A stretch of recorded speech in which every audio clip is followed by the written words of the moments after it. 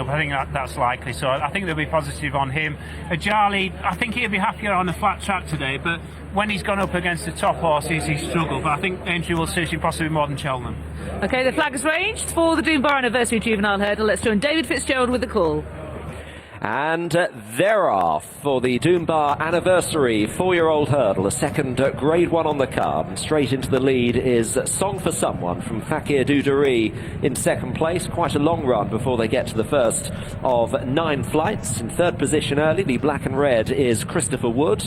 The 2 shades of green, Ajali on the inside in fourth, followed by Pentland Hills in the mauve. The checked sleeves, Fan Fan Du Soy on that one's outside. The back 3 at this stage, Beat the Judge, Statuario, and in between those 2, Band of Outlaws, the blue and yellow, as they turn into the home straight and continue the run towards the first. Song for Someone and Fakir Duderie get over it safely, and they all manage to get over the first OK. Song for Someone disputing with Fakir Duderie. Ajali on the inside with Christopher Wood just following them under Harry Cobden as they get to number 2, the first of 3 in the straight. Pentland Hills, the Triumph Hurdle winner, is on the inside at this stage and just running fairly keenly. On that one's out, it is Fan Fan Du Soy. Statuario throwing the head around nearest the stands on the wide outside. Band of Outlaws held up with Beat the Judge. They all get over number 3.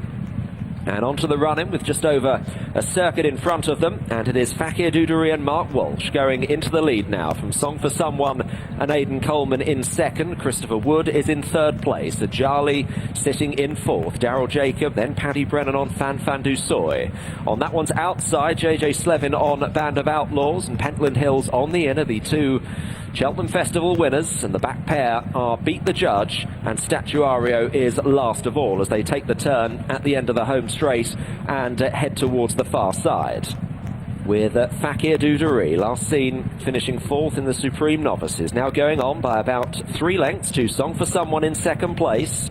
The unbeaten over hurdles so far. Christopher Wood is in third, upped in grade today. Ajali in fourth as Fakir Duderie just looks to stretch them now, going down the far side. Gets over the first of 3 obstacles and is certainly beginning to press on a little here. Going 4 or 5 clear of Song for Someone, Christopher Wood and Ajali. Then Pentland Hills and Fan Fan Du Soy and Band of Outlaws as Fakir Duderie gets over the next one.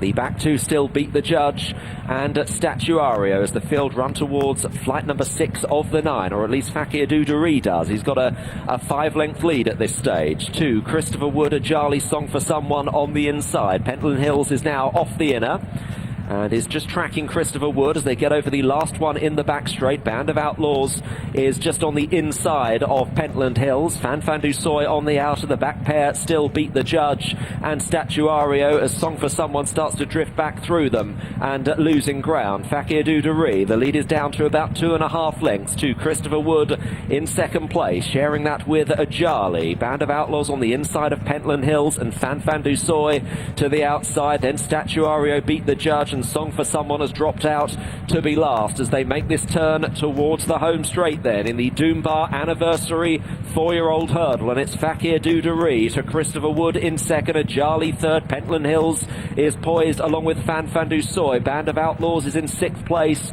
then Beat the Judge, Statuario and Song for Someone. Here is the third last. Fakir Duderie still leads Christopher Wood, who was untidy. Pentland Hills is going strongly, followed by Band of Outlaws. Fan Fan Du Soy under pressure. Ajali on the inside trying to stay in there. It is Fakir Duderie at the second last to Pentland Hills in second, now about to mount a challenge. Then Christopher Wood. Band of Outlaws has got plenty of work to do back in 5th. Ajali on the inside. Fakir Duderie to Pentland Hills as they come to the final flight. Fakir Duderie by a length to Pentland Hills. Nico de Boinville shakes up the Triumph Hurdle winner in second, and he's getting to Fakir Duderie. They run inside the last furlong. Pentland Hills gets to the front from Fakir Duderie, who tries to fight back on the inside, but it's Pentland Hills in front by a neck to Fakir Duderie as they come close home, and Pentland Hills has just done the Cheltenham Aintree double. The Triumph Hurdle winner wins the anniversary. Fakir Duderie in second, clear of Christopher Wood and Ajali, and then Band of Outlaws. Photo finish has officially been called, but Pentland Hills has maintained his unbeaten record in 3 starts over hurdles, with this another Grade 1 success in the Dunbar anniversary for Nico de Boinville and Nicky Henderson, narrowly getting the better of long-time leader Facu Dudari, who's run really well in second for Mark Walsh and Joseph O'Brien. Back in third, it looked like Christopher Wood had just clung on for third for Harry Cobden and Paul Nicholls, and the disappointment of the race with conditions potentially coming against him, and in a bit of a rough race as well. The 5th place beaten favourite Band of Outlaws, Ajali, has run pretty well in 4th. But there is the still on the line. The judges called a photo. We're still waiting for him to confirm it. But it was a fine battle, Mark. Oh, here we are. The judge. First number 7. Confirmed. So Pentland Hills has indeed won and got the better of Facu Dudari in a good race. It was a really good race, yeah. Compelling spectacle up the home straight. 4 or 5 horses still banging contention, going to the third last. But Pentland Hills, he's done really well. He's followed up that Triumph Hurdle victory, and he's achieved so much in a short space of time. For a horse who went jumping on the 25th of February, he's got 2 Grade 1s in there. And we can hear from his winning trainer, Nicky Henderson. Yeah, we certainly can. Pentland Hills has won, following up the Triumph Hurdle in the anniversary, and he was really tough there. He is, he's good, isn't he? Very slick hurdler too, isn't he? I mean, again, it's only his 3rd run of hurdles, and as you know, he came into Cheltenham with only 1 run under his belt. He's had 3 races in not much more than 5 weeks, you know, so he was tough there. He travelled well through the race. He had a battle on, but he toughed it out as well as doing that, you know, so no trouble with him. I mean, he's been an absolute star all the way through. Because, as you say, rush from Plumpton to Cheltenham, where he made that bad mistake early.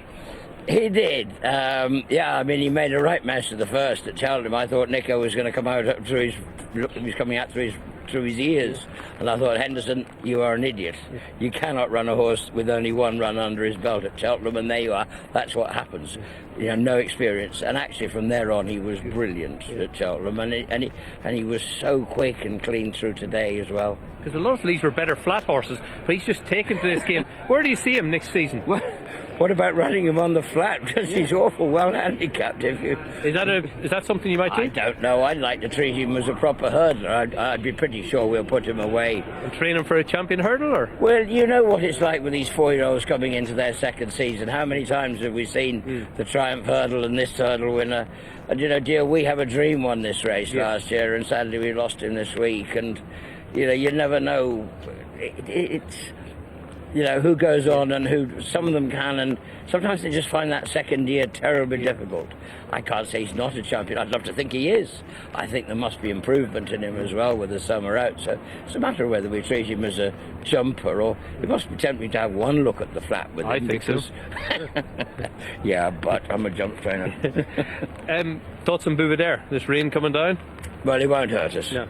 He won't probably hurt quite a few of them, to be honest with you. I mean, to be fair, the only things it actually hurts is Verdana Blue and Brain Power, our other 2. It's probably not in their favour. We'll just might have to think about that. You're a jump sooner. You enter Verdana Blue in the Further Flight at nothing next Wednesday, I see. I did, yeah, there you go. And it rains. There might be, you know. Yeah. We just might have to think about it. And Valtour in the Grand National itself Saturday? Well, he's in good form, and he loved jumping the fences the other day. So, I mean, he arrived from France off a handicap mark, and he won a race and went up £16 in 1 go. That's not how to win the National. Whatever happens there, you've got to meeting off the best possible start. Very well done. Thank you very much. Thanks. Nick Henderson in a great mood there, an excellent interview with Niall, and quite right that he's in a great mood after seeing that fine success from Pentland Hills. And what a difference the set of hurdles has made to this horse. Well, I've noticed it was really well from the flat when Chris Wall trained him, trainer I've got a lot of time for, and it was a slow improver. A slow improver. He had his quirks. In once or twice he looked not particularly wholeheartedly in love with him, but he got better and he learned, and he's really grown up over hurdles, and he's had every chance there to not go through with it, and he's put up a really, really great performance. I'd love to see him go back on the flat. 14-1 for the champion hurdle. Nick Henderson saying he is a jumps trainer, not a flat trainer. 41 for the champion hurdle. That's what he was saying, I know. We see him at Royal Ascot all the time, don't Really? we? Yeah. Okay. 14-1 for the champion hurdle with Unibet, the sponsors. 16-1 with with Betfair immediately after the triumph. Nicky Henderson was saying maybe he could be a bit of a Punjabi. He is looking that kind of transformative type of horse in the flats. Well, he definitely is, because he's as I said before, he's just achieved so much in a short space of time. But he's only had 3 runs so far over hurdles. We Have a Dream, who won this race last season, he didn't quite make it at that sort of level. Unfortunately, we lost him, but there's no reason why he couldn't be that standard next season. No, and of course Espoir Dallon has laid the 5-year-old curse with success in the champion hurdle. First horse in Snatching to do so as Nico de Boinville comes into the winner's enclosure. Two great cheers from the rest of Connections. Of course, this is a syndicate horse, and the owners of this horse just £50-something to be part of this syndicate. They've now won a Grade 1 at Cheltenham Festival and a Grade 1 at the Grand National Meeting as well. What a dream for them. Absolutely fantastic for the 3,000 owners who are involved with Pentland Hills. The beaten favourites, Mark, Band of Outlaws, what would you put that down to? Just a really disappointing performance, really. The conditions, the ground should have been okay for him, but I don't think it was all about stamina. He just didn't pick up for whatever reason. That turn of foot wasn't there today. Well, we'll have a chance to have a look back at it in a moment. We need to get the SPs after this success from Pentland Hills. He's a terrific little horse. I think on decent ground, I think he would have sprinted away from Fakir Doudry and he would have absolutely bridled him, but it became a bit of a war, and Fakir's a terrific jumper, he really is, but he's a strong galloper. I think Pentland Hills is a sharper, quicker model than Punjabi, I think he's a decent animal. Christopher Woods, back in third, loses his unbeaten record but improves his form in defeat. 11-4 and 5-2, 10-1 the third, a neck and 6 lengths to details. So let's review this race, and Mark Walsh was intent on making it a test of stamina on Fakir Doudry, as we expected beforehand. Joseph O'Brien confirmed those tactics. In the early stages he was, Song for Someone was taking him on for the lead, but in the end Mark Walsh made his intent plain. Yeah, and